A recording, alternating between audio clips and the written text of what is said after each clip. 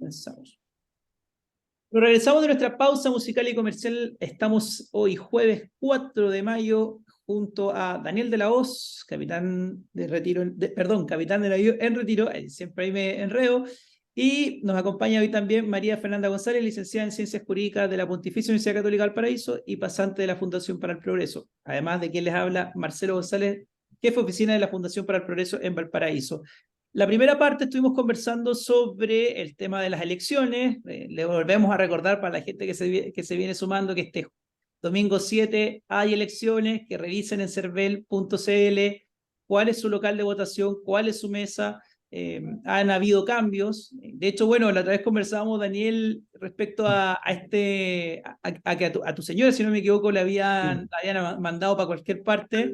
Y bueno, el Selver reconoció que hubo un error ahí, que hay errores con el sistema y que me imagino que van a tener que corregir para la próxima. Entonces, invitamos a la gente desde ya a que revise en server.cl si es que le toca, dónde le toca votar, cuál es su mesa, incluso si le toca hacer vocal, no vaya a ser que haya salido vocal en en el segundo llamado y puedan terminar con alguna multa. Pero me gustaría ahora cambiar un poco de tema, pasar a una de las problemáticas que, bueno, nos tiene a todos nosotros muy complicados y muy preocupados, que es el tema de la violencia, sobre todo bueno, la violencia la estamos viendo en en muchos Muchos ámbitos. ámbitos. Exactamente, lo vimos este fin de semana incluso en el estadio, en un superclásico, o sea, en un clásico universitario que terminó con el partido suspendido, pero lo estamos viendo en todas partes y una de las partes que la estamos viendo con mucha fuerza es en la educación pública, donde hemos tenido varias protestas, bueno, los overoles blancos siempre aparecen, y el gobierno tampoco para novedad, digamos, tampoco se ha hecho cargo. El ministro Ávila, que en algún momento estuvo en la cuerda floja, decían incluso que era uno de los que iba a salir en el cambio de gabinete anterior, tampoco parece hacerse el entendido o le ha llegado un poco la noticia de que la violencia en la educación pública está más fuerte que nunca.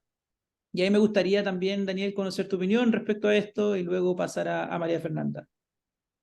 Claro, mira, respecto a la educación pública, a mí me da una pena tremenda, porque estos últimos gobiernos, de la Concertación y los siguientes, han hecho pedazo a la educación pública. En mis tiempos, yo que soy un poco más joven que ustedes, yo estudié en escuela pública y estudié en instituciones públicas, desde tercera preparatoria para adelante.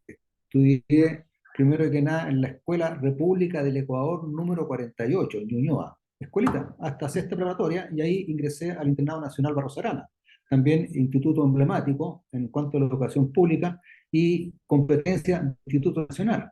Era una educación realmente de excelencia, donde nuestra competencia era el estudio. No se hablaba de política, no se hablaba de huelgas, no se hablaba de nada, sino que solamente era estudiar. Teníamos profesores de excelencia, profesores de muy buena calidad y con bastante exigencia. Y el colegio, el Barros Arana dice primero, segundo y tercero humanidades, porque después ya entré a la escuela naval, también educación pública. Los profesores eran de excelencia y eran bastante exigentes y había que estudiar. No se pensaba en faltarle el respeto al profesor, ¿no? El profesor llegaba, me acuerdo el profesor, a lo mejor ustedes no lo conocieron, don Fernando Cuadra Pinto, profesor de castellano. Uno entraba al profesor y uno tenía que pararse al lado del banco y saludar. O sea, había un respeto al profesor, la educación era realmente de calidad. Pero hoy en día vemos que la educación, en la Escuela República del Ecuador 48, le cuento a nuestros auditores, estudió también el doctor Mañalich, ministro de Salud, y debe haber sido uno, 2 años menor que yo, 2 años mayor que yo, no sé todavía. Alguna vez cuando me encuentre con él le voy a preguntar de nuestra querida Escuela República del Ecuador. Bueno, pero hoy en día vemos que la educación pública está totalmente destruida. El Instituto Nacional, escuchaba por ahí que antes, después de haber sido top one en Santiago, creo que ahora es top 200. ¿Ah? Y hoy día en la mañana de nuevo estaban haciendo destrozos, de nuevo están haciendo manifestaciones, etcétera. Es más, si no me equivoco, creo que los cupos que tiene disponibles sobran cupos para entrar al Instituto Nacional. Entonces hay una destrucción de la educación pública tremenda y hablan de la educación pública de calidad. Entonces yo digo, ¿con qué ropa el presidente de la República y los asesores que Castillo y sus ministros no se han preocupado de entregar una educación que sea decente. Ahora, desgraciadamente, esto no es cosa de repararla de la noche a la mañana, porque los profesores que tenemos hoy en día también ya no son los mismos profesores que habían antes, no son los profesores que están interesados en enseñar y enseñar lo que corresponde, sino que están más interesados en dar ideologías extremistas, ideologías políticas, formatear a la persona con todo lo que es el pensamiento comunista. Y los niños están saliendo con esa instrucción, metieron la ideología de género, la educación esta, integral, etcétera, sexual integral. Entonces han ido destruyendo a las personas. Yo de repente veo jóvenes por la calle y, pucha, qué pena, cómo lo han destruido, qué pena. En programa pasado hablábamos, ¿no es cierto?, que yo comentaba que hablando con una gente joven, le preguntaba dónde estaba el río Loa, no tenía ni idea que en Chile existía un río Loa, el río más largo de Chile, que lo pasan en el colegio, y era pregunta de prueba. Bueno, pero tenemos un desastre en educación pública y el gobierno no se preocupa y tampoco le interesa. Efectivamente, y ahí, María Fernanda, me gustaría agregarte un dato. O sea, hoy en el Mercurio del Paraíso también hay un apartado que habla sobre que profesores anuncian paro y protestas por deuda histórica y otros temas.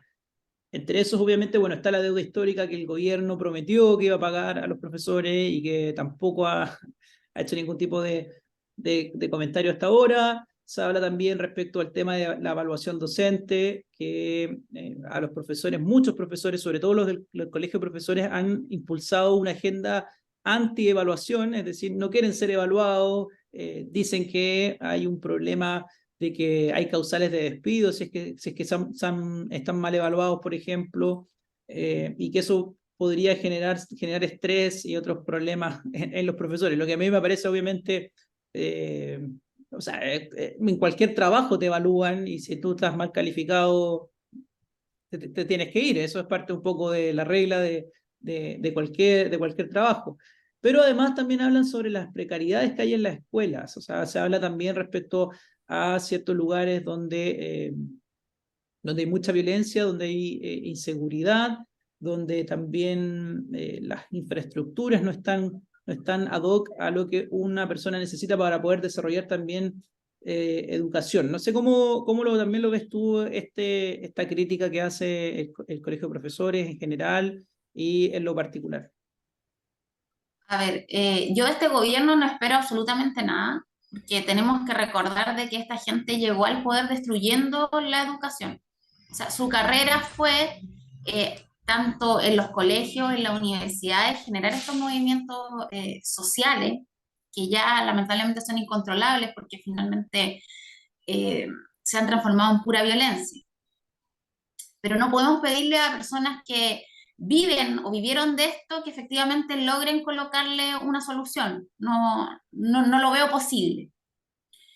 Eh, por otro lado, concuerdo contigo con esto de que los profesores esperan que ellos no capacitarse, no mejorar y mantenerse en el cargo. Y creo que viendo todos los problemas, ya sea de violencia, dentro de los profesores, que también no les vemos las ganas muchas veces de mejorar un poco esto, y yo creo que están por hacer algo, son muchas veces absorbidos por este sistema público, que creo que habría que revisar si efectivamente es viable seguir con una educación pública o tenemos que tratar de intentar un sistema en el cual el Estado le entregue a las familias directamente las subvenciones, es decir, que la familia elija el colegio al cual quiere ir y lo pague el Estado, porque creo yo que mientras siga este sistema actual, es muy difícil que efectivamente los niños vayan con la idea de estudiar.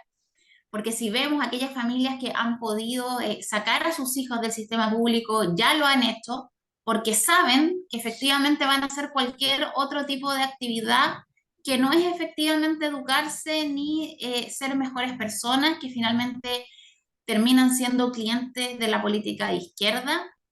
Y estas ideas no solo influyen en aquellos que hoy están en el gobierno, sino también marcan la vida de los estudiantes. Por lo tanto, creo que el sistema no da para más y seguir insistiendo en una educación pública, de que solamente es un problema de recursos, creo que no es así. Además, también estos centros de educación se han transformado muchas veces en verdaderas embajadas, donde los carabineros, a pesar de que se los tomen, que ya es una medida de fuerza, porque implica que un grupo de alumnos hace salir al resto del alumnado, al resto de los profesores y no los deja entrar, implica que la fuerza pública tampoco puede regular esta situación y también, al igual que los estadios, los establecimientos, es una manifestación de la pérdida del poder que han tenido las instituciones, que efectivamente no se están haciendo cumplir las reglas y finalmente que vemos en cada uno de los ámbitos de nuestra vida este desorden que hay a nivel político y que no han logrado mejorar. Sí, ¿Tienes aquí yo, algo, Daniel? sí, no concuerdo mucho con la Fernanda cuando dice esta convivencia, estos movimientos sociales universitarios y construcción. No son movimientos sociales, son movimientos delictuales, ¿ah? Gente que se dedica a destruir, a dañar, y no solo eso, sino que lo más terrible, lo que más me causa pena, es que ni siquiera dejan estudiar a los alumnos que realmente quieren estudiar. Le impiden el ingreso al colegio, le impiden el ingreso a la sala, y si asisten a clases los funan, los agreden, entonces es un nivel de violencia tremendo que ya no es aceptable, tal como dice Fernanda, este gobierno y la gente que acompaña al presidente de la República se creó en la violencia estudiantil y no conocen otra cosa que la violencia y están convencidos que toda la cosa se hace con violencia. Entonces, indudablemente que se ve muy complicado el asunto de que la educación pública se pueda mejorar. Es más, escuchaba la otra vez en la radio un comentarista que decía, mire, eh, si todo el dinero que se le ingresa al Ministerio de Educación se repartiera en las familias podrían elegir perfectamente un colegio de su gusto para mandar a sus hijos y eliminamos a toda esta burocracia y a todos estos amigos que están metidos en el Ministerio de Educación, que más es gente de izquierda que se dedica a formatear el asunto. Hace muchos años atrás, en una columna de don Álvaro Bardón, él decía, por ejemplo, en Chile el pan es de muy buena calidad. Y eso yo creo que ustedes deben estar de acuerdo conmigo. En realidad, el pan que se hace en Chile, las marraquetas, las ayuyas, las crecitas, las cuestiones de excelente calidad. Una Y maravilla. curiosamente, no hay un ministerio del pan. ¿Te das cuenta? Entonces, perfectamente podemos eliminar los colegios, eliminar los ministerios. Lo mismo en el Ministerio de Salud. También un profesor años pasados me decía, mire, en realidad, si, la plata, el Ministerio de Salud tiene una cantidad de ingresos tremendos que le entrega el Estado para funcionar.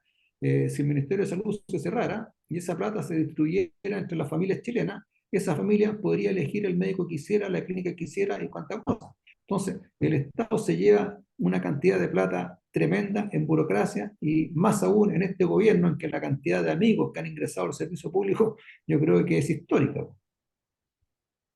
Y eso hay que agregarle, entre otras cosas, en lo que pasó en pandemia. De hecho, hace unos días atrás, Horizontal, que ha venido con hace tiempo hablando este tema del terremoto educacional, sacó un documento donde muestra datos que son alarmantes. Es decir, por ejemplo, que los colegios públicos pasaron en promedio 74% de la pandemia cerrados, mientras que los privados solamente el 59%.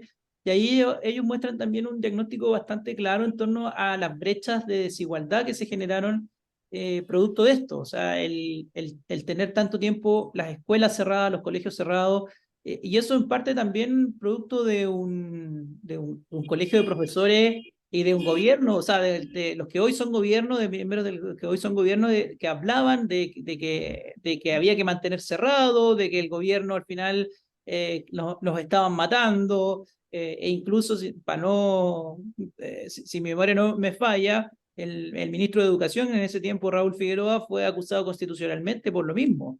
Entonces, hay un cierto grupo que al final del día no está preocupado de la educación, o sea, y eso está más que claro, está más preocupado parece ser de los puestos El que caos. genera y de otras cuestiones. ¿Sí? Son Y otra, actores políticos, al final de claro, cuentas.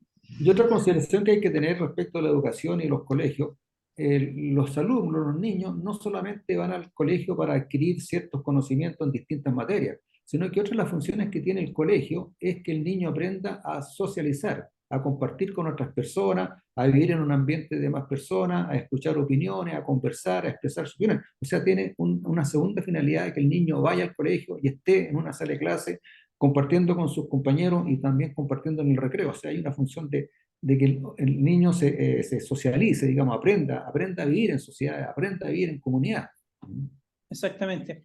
Exactamente. Bueno, le recordamos a la gente que se está sumando al programa, que estamos en Vamos, Somos Chilenos, hoy jueves 4 de mayo, junto a Daniel de la Hoz, capitán de navío en retiro y abogado, ahí sí lo dije bien, María Fernanda González, licenciada en Ciencias Jurídicas y además pasante de la Fundación, y que les habla Marcelo González. Me gustaría cambiar un poco el tema porque el INE ha sacado algunos datos respecto al mercado informal. De hecho, creció el mercado informal en Chile, ya estamos cerca del 30%, 27,4% para ser preciso, lo que habla que básicamente 1 de cada 3 trabajadores en Chile están en el mercado informal. Esa noticia obviamente es mala, pero además si le agregamos que el aumento influyeron solo las mujeres, que aumentaron un 9,1%, y los hombres se redujeron en el 1,4%, también lo hace mucho más complejo en un contexto en el que vemos que el gobierno pareciera estar en otro país o en otro planeta, porque uno ve que están impulsando una reforma previsional, que lo hemos conversado también en este programa, muy alejado de las verdaderas de causas que generan malas pensiones, están muy preocupados de eliminar las AFPs, por ejemplo, o de crear nuevas instituciones burocráticas para el tema de pensiones, pero muy poco preocupados de las lagunas previsionales, muy poco preocupados de este tema del mercado informal. Y por otra parte tenemos esta negociación del sueldo mínimo, de subirlo a 500.000 pesos, donde no han podido tampoco llegar a acuerdo con las pymes, y así podríamos seguir una reforma tributaria también, que finalmente, si no tenemos un mercado formal bien Es sólido, constituido. es muy claro, es muy difícil generar recursos. Entonces, no sé cómo también lo ven ustedes, María Fernanda, Daniel, respecto a este punto. María Fernanda, adelante. A ver, yo lo veo con mucha tristeza, porque a esto es lo que me refería en el bloque anterior, al decir que las ideas de más Estado son las que habían avanzado, porque lo que han hecho es vendernos esta idea de que la desigualdad era lo importante y no crecer económicamente. Entonces, al final, ¿cuál ha sido el resultado? Ha sido que han tratado, entre comillas, de repartir la riqueza de las personas que efectivamente tenían, lo que ha hecho que las empresas dejen de invertir y por lo tanto el trabajo, y lo vemos en las cifras, ha ido disminuyendo, además del aumento de la violencia, del desorden político que tenemos, que también está influyendo. Entonces al final vemos que el ciudadano común es el que se ve más afectado, las mujeres, porque siempre son las que primero sus trabajos tienden a ser más inestables y por lo tanto eh, engrosan las filas de los cesantes. Y finalmente cuando la gente ya no tiene cómo sobrevivir, empieza a salir a las calles a vender, lo que genera también un problema a aquellos negocios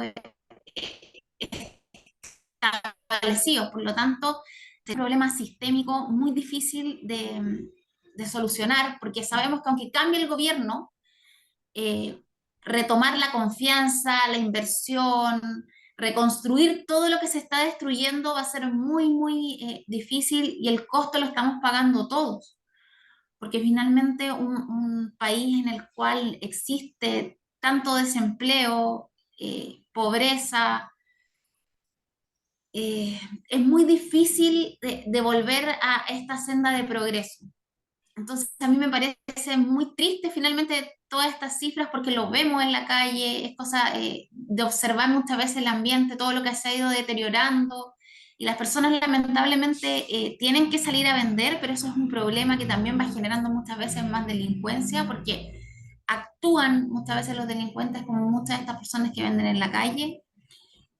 También es una competencia desleal para aquellos que mantienen sus negocios porque no pueden mantener sus precios ni vender al mismo Mismo precio que valor. aquella persona que se encuentra vendiendo en la calle, que no está pagando impuestos, que no le está pagando tampoco a otros trabajadores. Entonces, es un problema tan difícil y vemos que nuestras autoridades lo único que se preocupan es de muchas veces volver de esta desigualdad, volver a repartir, volver a amenazar con que efectivamente los van a expropiar. Lo vimos con el litio, que el Estado es el que tiene que efectivamente